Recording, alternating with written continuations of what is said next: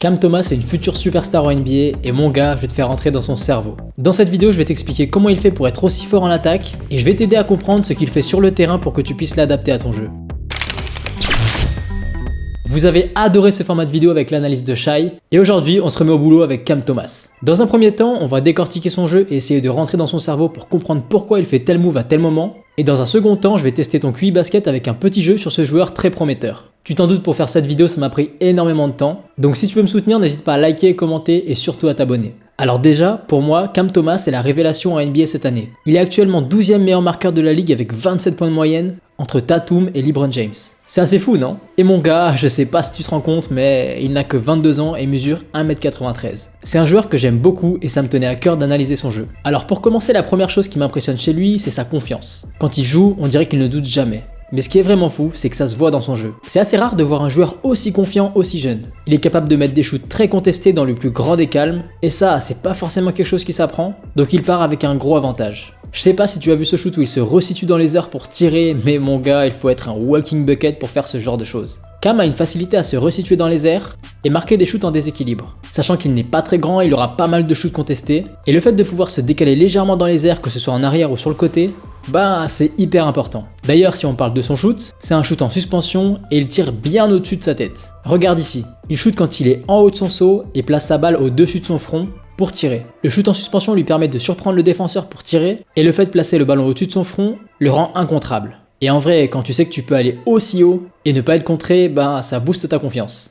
D'ailleurs, c'est peut-être de là que ça vient. Il n'a aucune hésitation dans son jeu, que ce soit pour tirer après un dribble ou directement en catch and shoot, et en ce qui concerne les moves qu'il utilise le plus, c'est clairement ce misdirection step back. Comme c'est un bon shooter et qu'il est confiant, pour lui c'est un shoot facile et à haut pourcentage. Il aime bien commencer son move avec un size up comme tu peux le voir ici, avant de déclencher son step back. Et d'ailleurs, après son size up, ça peut très bien être un step back basique, ou même un double step back.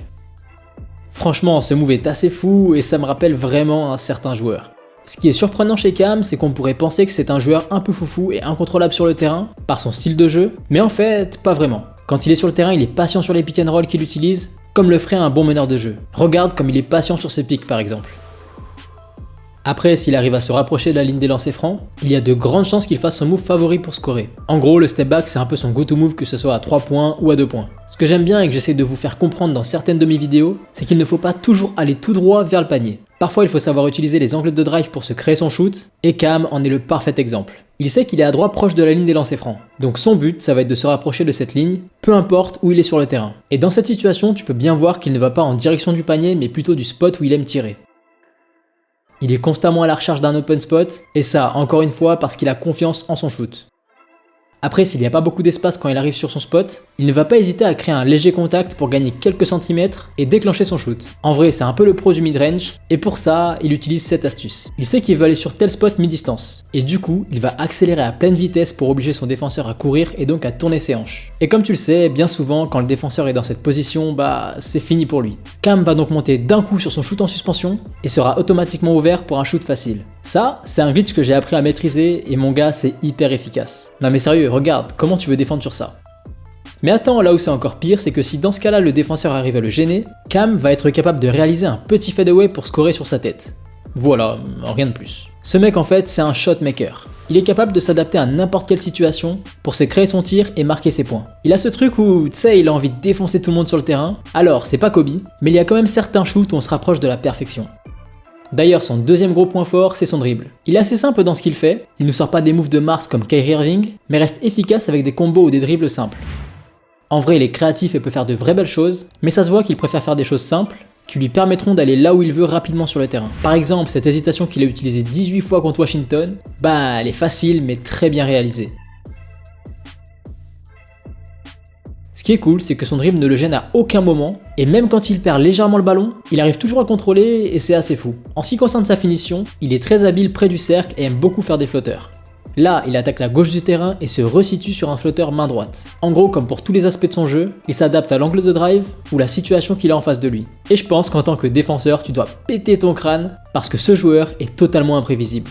Cam est très à l'aise sur les appuis à plein pied. Il est assez stable dans les airs lors de ses finitions, ce qui lui permet de finir parmi les grands sans trop de problèmes. D'ailleurs, il y a quelque chose qu'il fait souvent et que tu peux réutiliser dans ton jeu. Lorsqu'il drive comme tu peux le voir ici, Cam va se rendre compte que le défenseur est sur le côté et qu'il va essayer de contrer vers la droite puisque Cam devrait logiquement faire un lay-up main droite. Mais à ce moment-là, il va utiliser le cercle comme bouclier et passer de l'autre côté du cercle pour finir main gauche. Et ça, c'est vraiment malin. Bon, maintenant qu'on a bien analysé le jeu de Cam Thomas, on va passer à un petit jeu pour améliorer ton QI basket. Je vais te montrer une action et à chaque fois que le joueur aura un choix important à faire, je mettrai la vidéo en pause quelques secondes pour que tu devines quel a été son choix. Il y aura 3 actions différentes, donc potentiellement 3 bonnes réponses. Une fois que tu auras répondu à chacune d'entre elles, donne-moi ton score dans l'espace commentaire sous la vidéo pour que je puisse voir ton résultat. Et attention, il faut que tu additionnes le score de cette vidéo à la vidéo de l'analyse sur Shy. Comme ça on fait ça pour toutes les analyses et à la fin de l'année on voit qui a le meilleur QI basket. Après je te préviens, cette vidéo va pas être aussi simple que la dernière fois. Ici, tu peux voir que Cam Thomas remonte tout le terrain et arrive dans la raquette. A ton avis, quel va être son choix? Faire la passe au joueur dans le corner? S'arrêter pour tirer? Ou aller marquer son lay-up? Je te laisse 5 secondes pour prendre ta décision.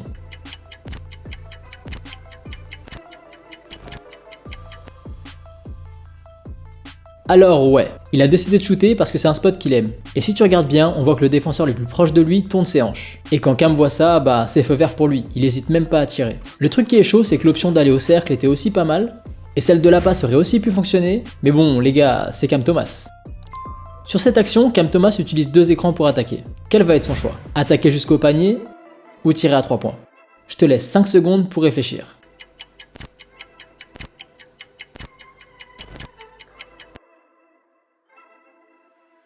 Comme tu l'as vu, il a décidé de tirer à 3 points et c'est assez logique parce qu'il y a énormément d'espace entre lui et Brook Lopez.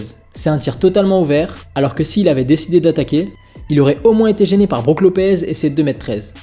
Bon, on arrive à la dernière action, et si tu as un mauvais score, c'est le moment de sauver les pots cassés. Sur cette action, Cam Thomas est en isolation sur Damian Lillard. A ton avis, il va faire quoi? Tirer du logo? Attaquer Lillard pour tirer mi-distance? Ou alors marquer un lay-up? Je te laisse 5 secondes pour prendre ta décision.